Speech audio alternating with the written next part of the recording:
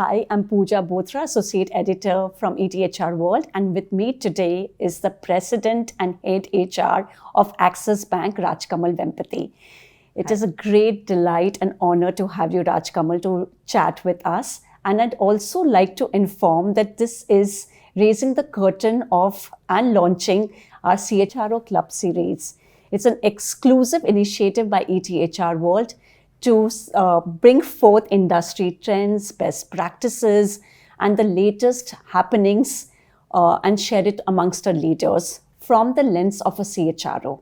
Thanks, Pooja, for having me here. It's my privilege. Rajkamal, you have been with Axis Bank for 7 years, and prior to that also you have been in the banking industry.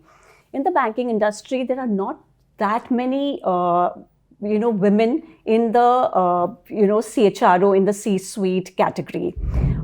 Generally, the banking, the BFSI sector is not that great with its diversity ratio at the C-suite. So what do you owe this feat from being the head of people domain in Axis Bank? Hi, Pooja. This is a question. I think when I look at my 17 girl cousins, and I have a large family, and I look at the fact that maybe I and my sister are working, that's a question that I pose to myself. Why am I the only one there? Let me answer the question in maybe 3 parts. First is early childhood. And I tell parents, because my parents never treated me like, you have parents there. I treat my girl like a boy. Mm. We were 2 sisters. We were treated like girls. But the boundaries were not defined, right? That was one thing. If there were chores to be done, you had to pick up the slack at home, do the chores, even if it meant in Delhi, taking a cycle and going and buying stuff, you had to do it. What it did was gave a sense of, not only independence, but didn't have barriers to our ambition, barriers to what we could do and not do. So there was no negative script. Furthermore, I think because we're a family of professionals, I think I was the least successful in my family as far as professional education went. Not a doctor, not an engineer, not even a scientist, for Christ's sake. So here I landed as an MBA. Post my MBA, I think career decisions are made sometimes organically, without the thought. The only thing I had was when I joined my career, I joined sectors which were on the rise, right? First the KPO industry, then insurance industry, and I've seen both sides of insurance industry, so my career went along with that. And I think when I got the job, when I did, it was because of the experiences that I had, and also the fact that I didn't feel alone, and I didn't bring out, and I was, in the sense, I was very fortunate to be in more gender neutral organizations, but I didn't bring out the gender card. I had friends in a room full of men, and I didn't consider that as a lonely place, but I considered that a place where I can make the change. Hence, I don't think I'm in a lonely spot. My advice to everyone out here is don't have barriers. And BFSI as a specific industry, I think banks specifically, we've had, if you look at couple of years ago, we had the bastion of women. And BFSI is a place where, because it's so clearly on outcomes, and the fact that it has tech, data, etc., which women are geared towards, there's plenty of opportunity. So I would say this is a place where women thrive, succeed, and we have plenty of role models to look out for. Yes, you are a role model as well. And you brought about a very important point that, the early childhood actually also kind of helps to carve that path towards professional success. And, the way you are in your family, the support that your family gives and the encouragement they gives also help a lot of women to actually rise up the ladder and come to senior positions in the professional world, and not only come to senior positions, but also survive. So since you are an icon because of your position, and how are you making inclusivity, how are you bringing inclusivity to the heart of your people agenda? So how are you leveraging your talent acquisition strategy, your skilling strategy, your employee experience strategy to enable gender and other forms of diversity to push the inclusivity agenda? So we've been fortunate. Like, if I look at my identity, I have several identities. Woman, South Indian, lived in the north, consider myself as Punjabi. Not a professional in terms of not a scientist, not an engineer, not a doctor. So there are many identities that you bring in, and India, in that sense, we are blessed with the diversity that it possesses, right? One of the things I would say is, in India, we have one extreme that we celebrate diversity. At the other extreme, we also feel that there are templates that in organizations we have, right? One of the key agenda points for me, and I've been, and I'm bringing my personal story just to kind of say that things are possible. Every stage, and I say the gender for me, like many young women, wasn't even an identity issue till perhaps I got married. Even then, it wasn't an issue till you have a kid. I got married, and at the time I was in Delhi. When I got married, I said, okay, abhi bahut kaam ho gaya. I said, and not because of the fact that I was getting married, I said, I have worked enough. I wanted to stay at home and maybe make stained glass painting. I realized I'm not cut out for that. For 4 or 5 days, I must have done it. I promptly got back into job. My husband went abroad, was trying to do a 2-continent thing. And I said, no, maybe it's not worth it. I went, and that's the time I quit my job.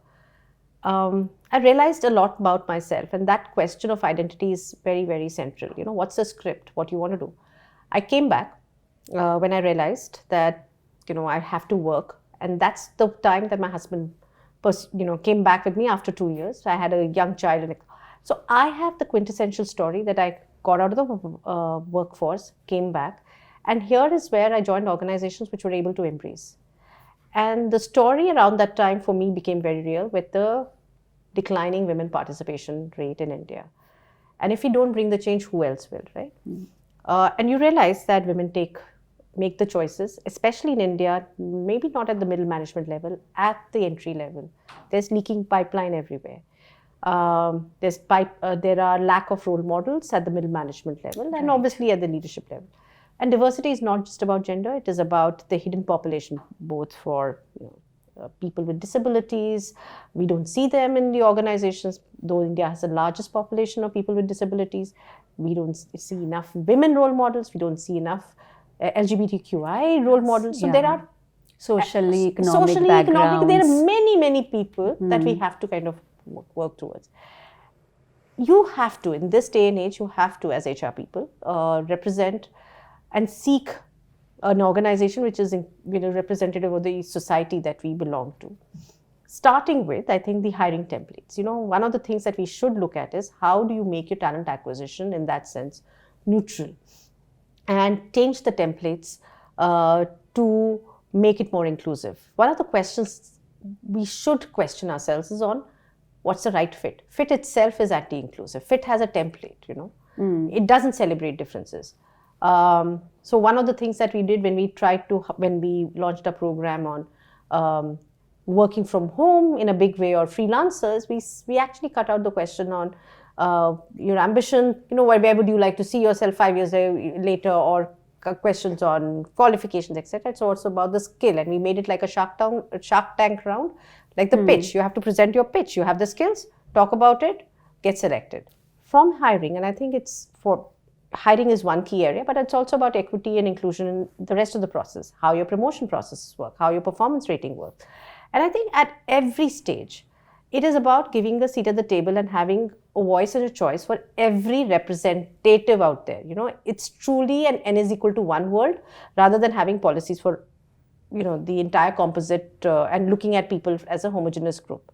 We did Housework is Work campaign. I think one of the things for me was, in this day and age, skills are getting obsolete, right? We used to have Reconnect program, people on break would come back. Then we realized, really, because 5 years earlier, if people had worked on a skill, it's not really representative. I'm happy to embrace women who've never worked, because they're working in some form or the other. It's the only way that we can get the lost GDP back again. We launched Come As You Are Charter, and we're looking at making our businesses also more inclusive, not only from an employee standpoint, customers who can embrace banking services, hiring more LGBTQI. And I think because of these policies, one of the things that is heartening is I think we had 8 to 10 people who came out publicly. Only if you can lead authentic lives and if you have the space in the organization would you thrive. And I think that's something that we are trying to do in every form of the way, be it through our outreach programs, even in campuses where we go and talk about diversity. We are doing faculty sensitization programs, which has got no bearing and outcome with our own individual diversity rates, but it's something that we need to do as a society. Is a large responsible organization. I think diversity, equity, and inclusion is something that we all need to propagate. One of the initiatives that we started, we said we've got to move away from those templates. I've told you about our diversity initiatives. One of the other initiatives we set up to kind of break the myth and the taboo on even campus, thinking about campus in a set box is this Arise program, which is the first ever non-campus program. Well, without going to campus, it's a campus program. So it's an open program, open to anyone. They qualify, they apply. They can be from any discipline, and they apply to this program and through the series of tests, and they get qualified and get a salary which is comparable to the other stratified campus cohort. We're very happy. We've hired 100 people. We've got tremendous response. Again, the diversity rate is fairly encouraging at 40%. We're getting people from liberal arts background, which hitherto we wouldn't have gotten. So I think at every stage in your hiring process, the challenge I have for my team is how do you kind of break certain myths, break certain boundaries to ensure that we cast a wider pool of talent and are able to embrace them. Because India has that talent. It's up to us to be truly inclusive and embrace them in different ways. And this is really great for the overall employability of our country also. Because, for campus students also to get place and succeed in the professional world, there has to be synergies between industry and academia. And this is a great way to shake hands and to support in preparation of what is to come to your organization and, help them flourish. So the other thing that I think with Arise, what we've managed to do is there is no set boundaries of, as I was telling you, personally, I was never an engineer, but maybe if I had taken that script, I would always be failure. Correct. Arise gives you the opportunity to say, and programs like this gives you the opportunity, you can come back. And, life is never a static destination. It's a journey and you can build yourself up. We talked about scaling, reskilling. Organizations will have to give the leg up for people to come and really fulfill their potential.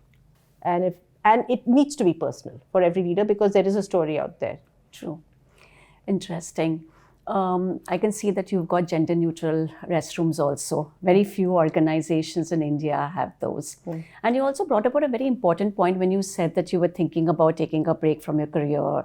You were looking at other vocational things like maybe stained glass painting and all that. But that is a very perpetual challenge we have in our country, that in the mid-management level, a lot of women employees do drop out. That's why maybe higher up the ladder, there are fewer women who reach. So what is the real reason for it? Is it burnout, or is it, probably, the rat race becomes too hard for them? And what is it really?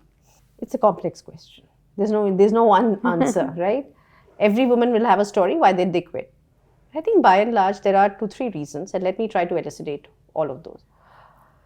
One is the script, and I go back on the script. What do you consider as a, success? How do you feel you're a successful woman, right? And if you ask young leaders, young women, they will say this, and you ask them to introduce. You just do the exercise. Ask them to introduce yourself. They'll say, okay, I am so and so, and I belong to this family. So family is a very integral part of their identity. Correct. If you ask a young boy, chances are the person will say, I am so and so, and I want to pursue this. It's about ambition. So it starts from there, where do we give valence or importance to an ambition in a woman, and is that talked about, and is that endorsed at homes? And further on, is it something that the women think about it themselves? This is successful. I can be a successful mother. I can be a successful, professional, and I can do multiple things. That's one. And I think as they join the organizations, they'll be good, and I'm looking at data in our organization, there's no difference largely in the performance ratings early on. So we will just be saying, okay, very good, there's no difference. So obviously things are fed well and working. But one of the things that we should look underneath the surface is in the promotion rates at the first level, perhaps there are differences, and that's the time they start dropping out, because some women say, oh, I don't want to do such a big job, right? Or maybe they get overlooked because of the inherent biases. They'll get the softer jobs, which is where I think the way to stay in motion for women would be to say, how can we give them big jobs, right? The second issue is really the barriers in the society. Like if they get into they have primary caregiver in the house. They're the primary caregivers, right? Yeah. But what I'm optimistic, Pooja, is the fact that now, especially with technology and work from home has been work from home is such a reality that geography is no longer a barrier. Technology has kind of erased that, right? Yes. We could have done this conversation rather than face to face from anywhere in the world. And organizations have also managed to reshape their work, right? Correct. So I'm more optimistic that we will see much more women participation, and the barriers would not be the reason. Exactly. The barrier of their own personal identity could be the reason. Yeah. But I think far more optimistic now, because a lot is possible. Yeah. And I think women are good at multitasking. So with work from home, probably they can balance the, caregiving duty at home and their office. And remote working also gives you flexibility of working at convenient timing. So that will really, I think, so help. we launched that camp. And COVID, we were never prepared for work from home. And overnight, no one was prepared. No one was prepared. Like exactly. At banks, we had regulations, etc., which we thought risk first, and then we had to perforce. And we said, okay, let's not forget this habit. How can we scale it up? So we decided early on that we'll go hybrid, which is in, I think, May 20. जब हमें अता पता नहीं था कि भाई when is COVID going to end, we said whenever it ends, we'll go hybrid. We did. We've gone hybrid. We've said we will have a percentage of people who will be on alternate work formats, which is that when we launched this Giga freelance, we called it the Giga opportunities. And it was Giga the play was not gig means small, Giga was big opportunities, right? Got it. Big opportunities where we recruited some freelancers. We had 50 some pilot positions. We received some 60,000 applications. And that's when we know, whether you like it or not, things are changing. There is a market there who want this flexibility. And what we found even, surprisingly, was we may struggle for our diversity rates in normal hiring, but here we got 45% who are women, 55% from non-metros. Yes, right? At every stage, we've seen statistics which are far more inclusive. And I think the talent acquisition for our supply chain has been better. And we feel that because of this, we've been able to get more people back in the fold. We also launched this Housework is Work, where women, even if you don't work, it's fine as long as yes, I heard about that one. So you can work. And these women also, some of them are working from home. Yeah. It's possible. I think I'm far more optimistic, as I said earlier, that it is possible. Even hybrid working has made it possible for people to kind of save the most precious asset today, which is time, right? And that's giving the time back has been really critical. But I will just counter the question with one assertion. Somewhere we'll also have to tell our spouses, our partners, and the male members of a house to also chip in, because somebody was mentioning that if husband and wife both are on calls, something the maid happens, is going to come and ask the wife. The maid will always ask the women what to cook, or the mother-in-law, the father-in-law will expect the woman to stand. Somewhere we've got to kind of shoulder the responsibilities, and we've got to tell our young boys how to contribute and participate in the chores. Only then we'll have more equitable. Yeah, and this change is actually happening in the metro cities, but in India, like they say that India is like Bharat plus India. So kind to penetrate this culture change in the smaller towns, I guess that will take some time. Education, Pooja. Yes, you should wonder, and I'm happy that... Right education, not just education, right education. Right education, but you see newspapers headlines screaming, women have done better or girls have done better. What happens to those women? when they come to the workforce, right? That's true. That's the place that, and that's perhaps the reason for our outreach also. We do Access Women in Motion, which is just go to campuses and talk about it. Young, because you don't want them to drop out. Kuch bhi karo, figure out your identity and work according. And the fact is you can negotiate outcomes. Right. That's the strength we need to give. And we need to talk to the parents as well. Right. Things are changing.